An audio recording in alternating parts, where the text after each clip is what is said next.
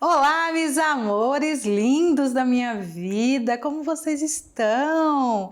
E aí, galerinha, prontos? Opa, prontos para mais uma classe de espanhol? Estão listos, meus amores? Estão prontos? É isso aí, galera, estamos chegando em mais uma aula repleta de coisas legais e cada vez mais avançando em questões ligadas à leitura e interpretação. Por quê? Porque é muito importante a gente falar de análise textual, análise de questões voltadas para vestibular, para o Enem, enfim. É muito importante para nosso desenvolvimento e para preparar vocês, deixar vocês assim afiadíssimos para as questões de espanhol do Enem. Então, sem mais delongas, vamos lá baixar nosso telão. É isso aí, galera! Na aula de hoje, nós vamos falar de locuções e futuro. Vamos trabalhar as locuções de tempo. Então, são locuções voltadas para o tempo. Vamos falar de expressões também de futuro. Vamos analisar questões com histórias em quadrinho, que a gente fala historietas ou não é tirinhas, são vinhetas que se fala em espanhol. O vocabulário de hoje é meios de transporte, já que na última aula nós falamos de placas, né? Hoje nós vamos falar dos meios de transporte. Mais um livro da Isabel Allende, A Casa dos Espíritos, e vamos dar uma passeadinha rapidinha na República Dominicana. Então, vamos olhar. O que são as locuções de tempo, galera? As locuções, tanto em português quanto em espanhol, são aquelas construções compostas de duas ou mais palavras. Lembra que eu já falei várias vezes para vocês sobre as locuções? Então, é sempre aquela junção de duas ou mais palavras que vão formar um único significado. Aí ele vai... É como se eu fosse passar uma mensagem de uma forma mais com cuidado, com metáforas, enfim. Elas são classificadas de acordo com a função gramatical dela. Ela pode ser adjetivas, adverbiais, conjuntivas, quantificadoras, preposicionais, pronominais, substantivas, interjetivas e verbais, que em espanhol são adjetivales, adverbiales, conjuntivas, quantificadoras, preposicionales, pronominales, substantivales, interjectivas e verbales. Na aula de hoje nós vamos nos focar nas locuções adverbiais. Faltou um... Cadê o meu pincel? Adverbiales, faltou um D aqui, né, gente? De tempo, coisas que acontecem, tá, gente? Às vezes a gente tá fazendo a aula ali, digitando, tá com fominha, a gente come uma letrinha, né, para poder enganar o estômago. Brincadeiras à parte, são essas locuções de advérbio, usando advérbios para dar noção de tempo. E aí eu trouxe algumas aqui nesses quadrinhos para vocês, algumas locuções assim no geral. Gracias a, puesto que, sano e salvo, de vez em quando, echar de menos. Gente, echar de menos é muito bacana. Vocês sabiam que em espanhol, e na verdade em nenhuma língua existe a palavra saudade? Vocês já ouviram falar disso?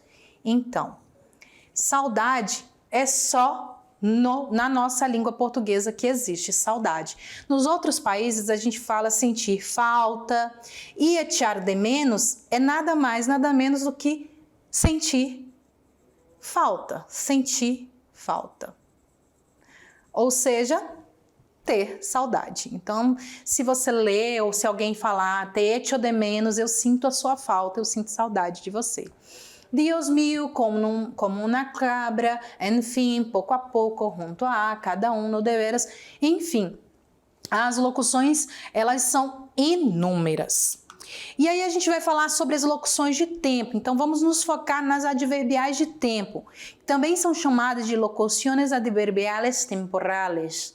São agrupamentos de duas ou mais palavras que vão se comportar como advérbios de tempo. Ou seja, uma locução adverbial de tempo em um grupo de palavras que pode ser substituída por um advérbio de tempo. Ou seja, galera, é um grupo de palavras, é a junção de duas ou mais palavras que pode claramente ser substituída por um único advérbio temporal. Por exemplo, a expressão de vez em quando, que a gente também fala em português, de vez em quando, é uma locução adverbial de tempo que poderia calmamente, tranquilamente, com certeza, ser substituída por ocasionalmente, né? Então eu poderia só falar ocasionalmente. Se eu falasse ocasionalmente, eu estaria usando apenas um advérbio de tempo. Mas como eu quero que fique mais ainda exemplificado, eu utilizo o que? Uma locução, de vez em quando. E também ele vai ser voltado muito mais para o uso coloquial, ou seja, o uso do dia a dia, do que o uso culto. Sinteticamente, as locuções adverbiais de tempo, elas vão completar o verbo e a sua função sintática é de complemento circunstancial de tempo, já que estão dando informação temporal de quando se realiza a ação do verbo. Ou seja, galera, ela está ali para complementar um verbo. Ela vai dar uma circunstância de tempo, vai mostrar que aquela ação do verbo está acontecendo em um tempo exato no momento, ok? Então eu trouxe para vocês algumas. Elas podem se classificar em 4 tipos diferentes. Locuções adverbiales temporales referenciales, ou seja, que vão fazer referência a algo. Locuções adverbiales temporales de duração, que vai falar de duração de tempo. Perdão. Locuções adverbiales temporales de frequência, ou seja, a frequência, a quantidade de vezes que acontece a ação voltada para o tempo, quase que não vai, e outras que são o restante das locuções. Então vamos ver cada uma delas. Primeiro, locuções adverbiales temporales referenciales. Quais são? Por la tarde, então vai dar uma referência do momento, por la tarde, antes de a noite, ou seja, antes do anoitecer, hoy por hoy, e assim sucessivamente. Tudo que vai indicar o momento, a referência do momento exato que vai acontecer, ligado ao tempo, é referencial. Locuções adverbiais temporales de duração. Para sempre, então quanto é que vai durar? Para sempre, hasta mañana, por um instante. Então, a quantidade de tempo que vai durar a ação. Frequência. Então, a frequência com que a ação vai durar. A menudo, a diário, rara vez, outra, e assim por diante. E em outros casos, de pronto, de antes, por de pronto e assim sucessivamente. Então, todas as vezes que uma locução indicar tempo no espaço, o tempo de duração, o tempo que vai de frequência, ou seja, o tempo que vai acontecer aquela ação, nós estamos falando de locuções adverbiales de tempo. Temos aqui de dia, outras, né? De dia, de repente, al anochecer, a veces, de cuando en cuando, al momento, hoy por hoy, pasado mañana, hoy en día, de tanto en tanto, de madrugada, al instante, a menudo, más tarde, rara vez, al atardecer, al amanecer, a la vez, con frecuencia, de noche, en un piriquete, al ocaso, antes de ayer, al diario. Alguns exemplos para vocês com frases. Me gusta ir a ver uma película al cine de vez em quando. Então não é sempre, é de vez em quando. Qual é a frequência que está acontecendo de vez em quando?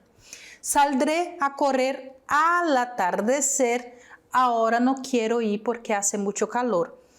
Vou correr no final da tarde, ao entardecer, porque agora eu não quero ir porque está muito calor. Le pedí a Bruno que corriera su ejercicio y lo hizo al instante. Olha o momento que está acontecendo naquele instante. Los dos atletas cruzaron a la vez la línea de meta, por lo que entregaram uma medalha a cada um. Ou seja, os dois atletas cruzaram juntos, ao mesmo tempo, no mesmo momento.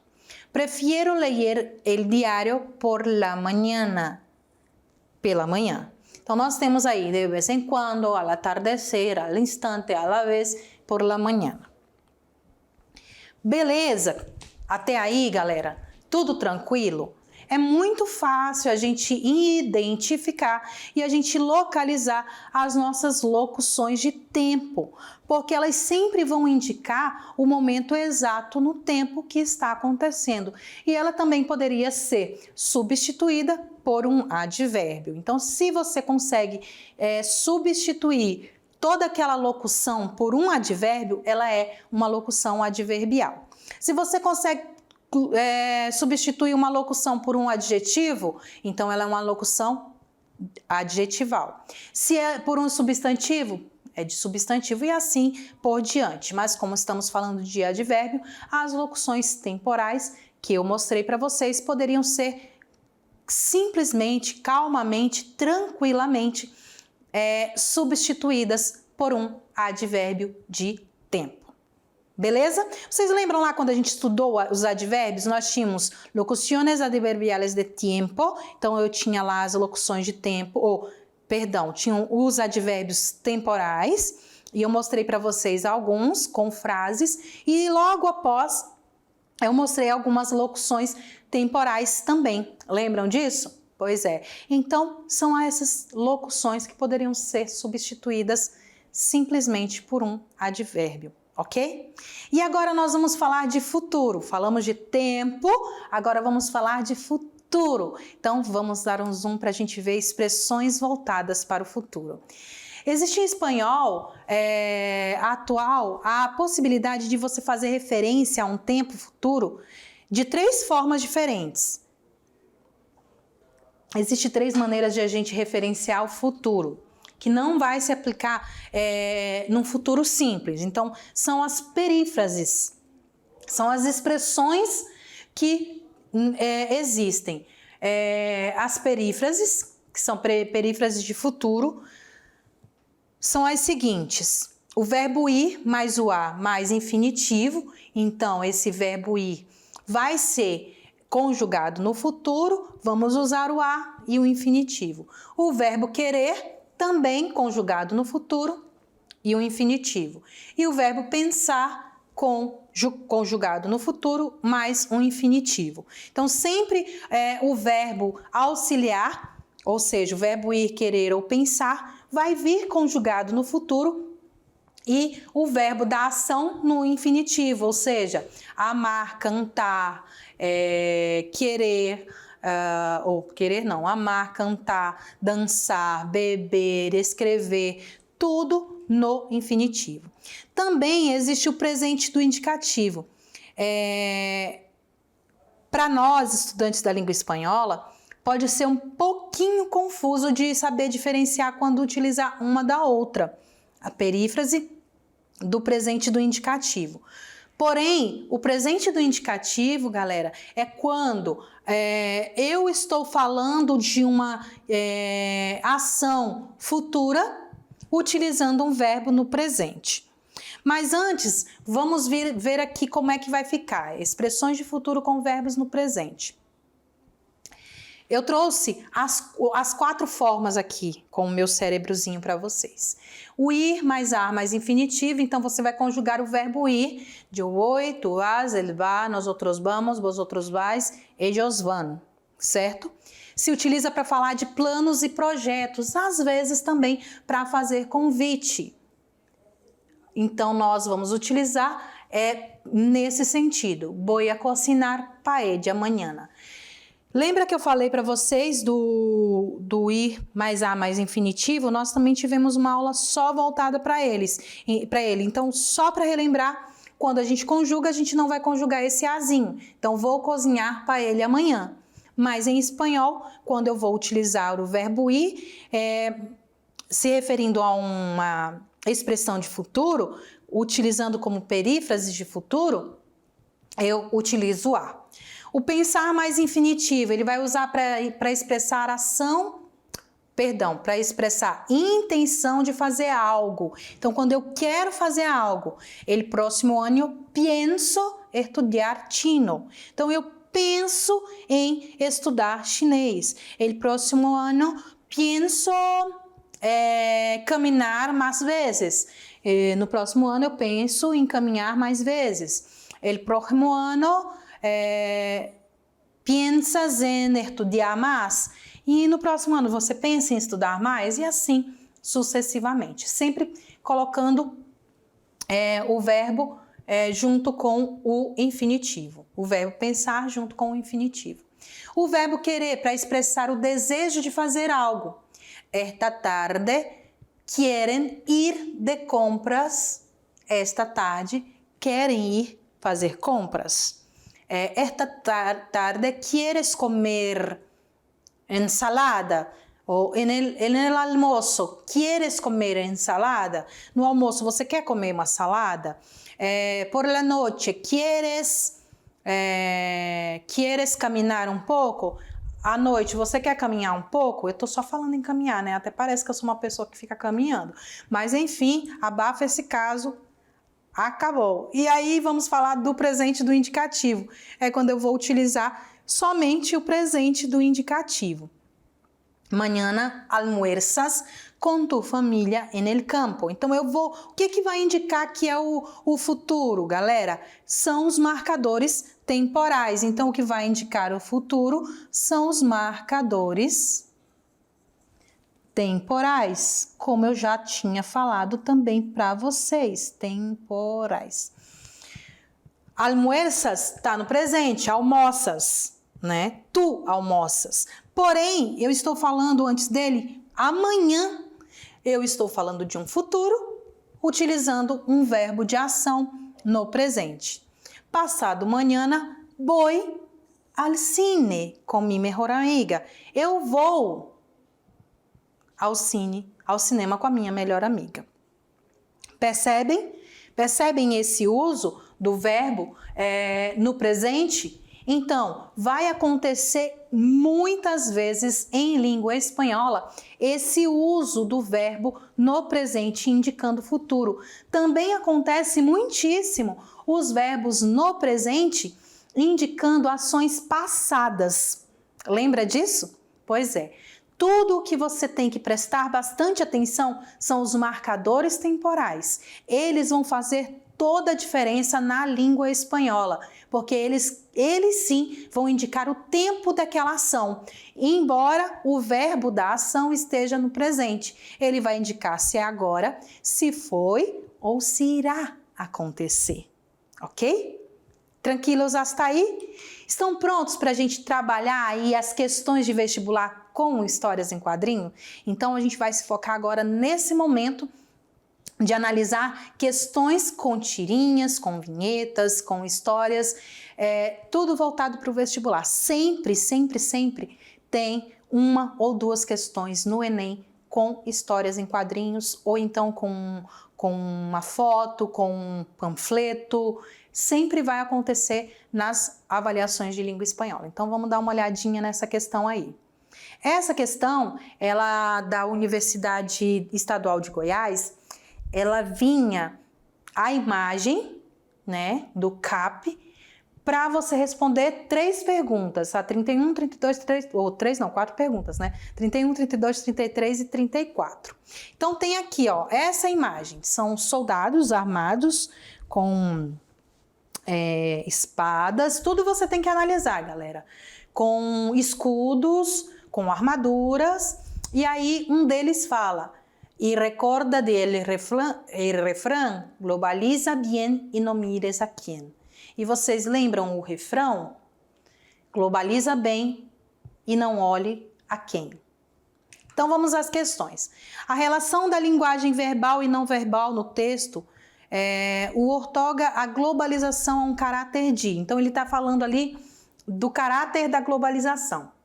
Então essa relação da linguagem verbal, tudo que está escrito, com a imagem não verbal, ou seja, a forma com que eles estão vestindo, as armaduras, você já percebe que eles estão indo para uma batalha, para uma guerra, enfim. Tudo isso, ele vai ter um caráter de quê? De improvisação violenta, de processo irreversível, ganância econômica, demanda comercial ou fenômeno mundial. Então, olha só, globaliza bem e não olhe a quem. Vamos globalizar, não importa quem está do outro lado. Está mostrando o quê? Uma improvisação violenta, porque você pode ver que ele está improvisando a frase, o refrão, porque é faça o bem sem olhar a quem. Lembra? Não é essa a frase? Faça o bem sem olhar a quem. E ele mudou, vamos globalizar sem olhar a quem. Não importa quem é, vamos globalizar, vamos mudar, né? Vamos tornar tudo igual, nem que para isso eu precise usar força física. A forma pela qual o texto recupera o refrão haz el bien sin mirar a quem, ou seja, faça o bem sem olhar a quem, pode ser caracterizada como A, uma paródia do refrão, B, um argumento de autoridade, C, uma citação literal do texto, D, uma repetição do sentido original, ou E, uma sinonímia frasal, ou seja, dando um novo sinônimo àquela frase, dando uma mudança para aquela frase.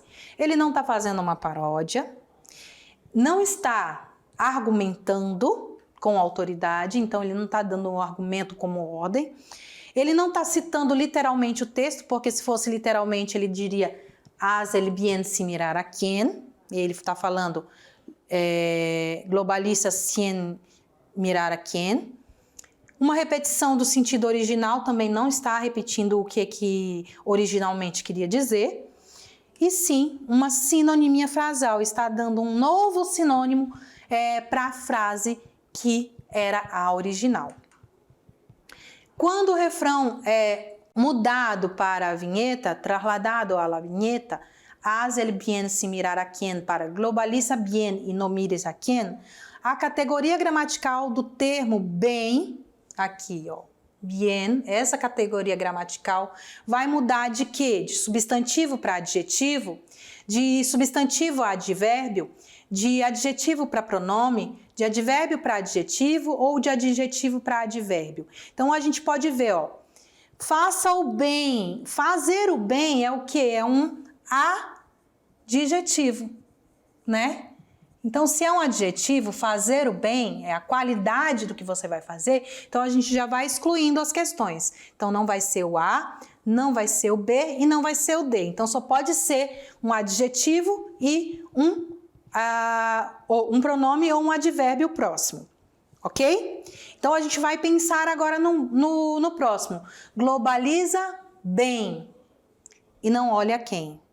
Então, esse globaliza bem, ele está no sentido de pronome ou advérbio? Exatamente, eu ouvi alguém falando aí. Esse bem aqui, ele está com função de advérbio, ok? A nossa resposta é a letra E. Então, o que é importante que a gente faça, galera, quando a gente está analisando questões? Se for algo voltado para gramática ou se for algo voltado a respostas que são sequências, e você já pode subtraindo, tirando as que estão incorretas, fica cada vez mais fácil para você encontrar a resposta correta, certo? E aí não vamos ver a 34 dessa questão, vamos direto para a próxima, que é uma tirinha da Mafalda, da PUC do Paraná, Pontífice Universidade Católica do Paraná, do ano de 2017. Então, a tirinha, leia a tirinha da Mafalda e marque verdadeiro ou falso para as afirmações. Hizo el Papa un nuevo llamado a la paz y le dio ocupado, como siempre, não? Então, o locutor do rádio está falando. O Papa fez um novo chamado para a paz. E a Mafalda disse, e deu ocupado como sempre, não? Por que ela fala deu ocupado como sempre? Porque chamado vai ter duas significações em língua espanhola. Pode ser chamado, de chamar, né? O chamado. Ou pode ser chamado de ligação, né? Então, eu vou llamar, lembra lá quando a gente falou dos falsos cognatos? Quando eu falei naquela frase, vou llamar a mamá, então eu vou fazer uma ligação para minha mãe. Então, quando eu falo llamar em espanhol, pode ter essas duas funções, chamar ou ligar, fazer uma ligação, ligar telefone. Vou colocar assim para a gente poder lembrar, ok? Então, hizo el Papa un nuevo llamado a la paz y le dio ocupado, como sempre, não? Então, vamos às questões. Papa é o apelido carinhoso para chamar ao pai da Mafalda? É isso que está falando no rádio? Era do pai da Mafalda? Não, né? Papa é o Papa lá da Igreja Católica. Então, falso. Mafalda dá a conclusão ao informe porque se dá conta de que o mundo não ouve os pedidos para a pacificação? Exatamente, verdadeiro. Ela diz assim, o Papa pediu paz e com certeza deu ocupado de novo. O verbo llamado, que está no primeiro globo, ou seja, no primeiro quadrinho, se refere a uma chamada por telefone? Não, né? Ele está falando de chamar mesmo, um chamamento, um pedido. A tirinha da Mafalda é uma crítica à situação da paz no mundo e significa que o pedido do Papa não foi atendido? Verdadeiro. O Papa chama a paz, chama La Paz, capital da Bolívia, e a chamada não pode ser concluída? Falso, né, gente? Então fica falso, verdadeiro, falso, verdadeiro, falso. Vamos ver se tem alguma questão com essa alternativa? Falso, verdadeiro, falso. Temos sim. A alternativa C, falso, verdadeiro, falso. Certinho? Então, o que vocês têm que prestar bastante atenção, galera, é sempre todos os detalhes. Prestar atenção nos falsos cognatos, prestar atenção nas intenções que a tirinha está querendo falar. Sempre as tirinhas, principalmente da Mafalda, ela vai vir com uma crítica social. A Mafalda ela é especialista nessas críticas. Então, quando você vê uma tirinha da Mafalda, pode ter certeza que vai estar ligada a qualquer questão social, a qualquer questão crítica, política, social, enfim, do dia a dia, ok? Outra coisa, é bom analisar cada detalhe da tirinha, tudo que está escrito. É importante, se você conseguir fazer uma breve tradução, isso também vai te auxiliar bastante na resolução da questão com tirinha, ok? E aí, estão prontos para o próximo passo? Agora nós vamos falar de vocabulário. Vamos lá então? Então, roda a vinheta do vocabulário.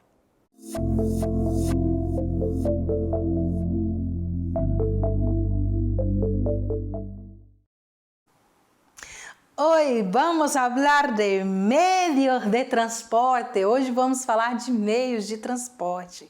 E aí eu trouxe para vocês transportes terrestres, aéreos e aquáticos. Por água, enfim.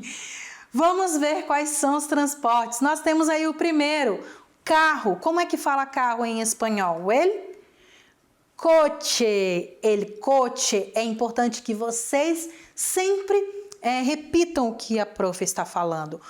A construção de vocabulário, ela vai se dar a partir do momento em que você faz essa repetição, você faz essa comparação e aí vai gravando aí na sua cabecinha o som, a palavra. Isso vai auxiliar você bastante também na hora da tradução de um texto e da interpretação também.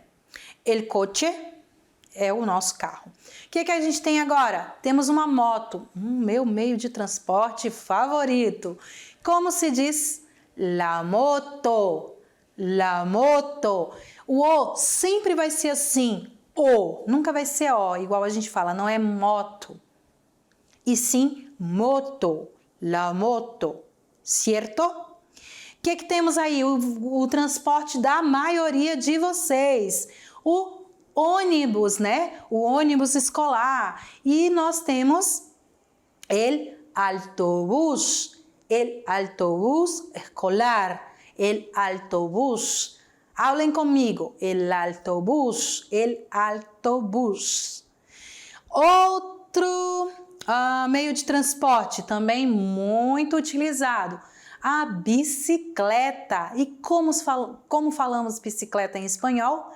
La bici. Pode-se falar la bicicleta? Sim, mas todos conhecem, todos usam como la bici. La bici é a bicicleta. E aqui nós temos mais o caminhão, também é um meio de transporte. El camión, el camión, el camión é o meio de transporte terrestre também. Vamos agora para meios de transportes aéreos. Nós temos 2 meios de transporte, o avião e o helicóptero. Como falamos em espanhol, avião? El avión, el avión. O V tem som de B, então, el avión. E helicóptero, como é que falamos helicóptero em espanhol? Será que é igual? Será que é mais difícil de pronunciar? El helicóptero. A mesma coisa, escreve igual, muda a acentuação e também vai mudar a pronúncia, né? El helicóptero, certo? Helicóptero, helicóptero, beleza? E agora, transportes por água. Eu tentei aí reproduzir alguns. Aqui, o nosso primeiro, esse primeiro aqui, galera, é aqui da nossa cidade. No nosso rio, Rio Madeira, nosso barco aqui, utilizado para viagens, enfim, para passeios também aqui na cidade. Então, nós temos aí la barca. O barco é la barca, esse barco que a gente usa para transportar, né, para viagens. Não quando a gente fala desses navios grandes aqui, desses igual esse aqui, assim, ó. E sim para esses aqui que a gente faz translados, certo? La barca. E aqui o navio, ele é el barco. Então tem uma diferença, tá? La barca, que é o barco de viagens, e esses navios grandes que acontecem aqueles tour, né, que tem o navio do Neymar, o navio do Roberto Carlos, o navio, enfim, de um monte de gente, que é aqueles shows, agora eu esqueci o nome que se fala, enfim, para esses tipos de passeio que duram alguns dias, é el barco, certo? Então os navios, el barco, e o barco, la barca. E aqui nós temos que faz o transporte de um lado para o outro, a balsa, quase que não sai. A balsa, como é que se fala balsa em espanhol? Balsa em espanhol é ferries, ferries, sempre vibrando, ferries, ferries é a balsa que vai fazer esse translado. E aqui o nosso barquinho, a nossa canoa, como é que fala em espanhol o nosso barquinho? É la canoa. La canoa é o nosso barco, a nossa canoa. Também pode ser a voadeira, que faz aí o transporte de alguns de vocês, também é chamado de la canoa. Só que aí o que vai fazer a diferença é o quê? Por causa do motor, né? Que vai fazer ele ser assim mais rápido. Beleza? Prontos para o próximo passo? Agora nós vamos para a leitura, né? Para a nossa literatura, conhecendo a literatura espanhola. Então eu trouxe mais um livro da Isabel Allende chamado A Casa dos Espíritos. A Casa dos Espíritos, galera, é o primeiro e mais famoso livro e romance dessa nossa querida escritora Isabel Allende. Ele foi lançado originalmente em 1982, antes de eu nascer, na cidade de Buenos Aires, na Argentina, pela editora Sudamericana. Ele foi classificado dentro de um realismo mágico. Lembra o que é realismo mágico lá na aula de arte? Então, o livro A Casa dos Espíritos, ele vai ser classificado como um livro de realismo, um romance voltado para o realismo mágico, histórico, incorpora coisas inverossímeis, ou seja, irreais e estranhas ao ordinário, ao que é assim incrível, e ao original também. Narrado desde a perspectiva dos seus protagonistas, ou seja, são seus protagonistas, são os personagens principais da obra que vão narrar a história, os acontecimentos da trama, que vão falar sobre o amor, a família, a morte, os espíritos, as classes sociais, a revolução, a política, ideologias e também ao fantástico, a algo irreal. A narrativa ela é centrada na vida da família Trueba e acompanha 3 das suas gerações por meio das personagens femininas que encarnam o lugar da mãe, da filha e da neta, percorrendo quase todo o século XX. Então vai acontecer aí todo esse caminhar dentro da história. O drama ele vai se passar em um país fictício, sem nome, porém com propositais e explícitas semelhanças com o Chile. Então ele vai dar aqui aquela sensação que é Chile, só que ele não fala qual é o nome do país. Especialmente em sua composição socioeconômica e convulsões políticas como o latifúndio e o golpe militar de 73.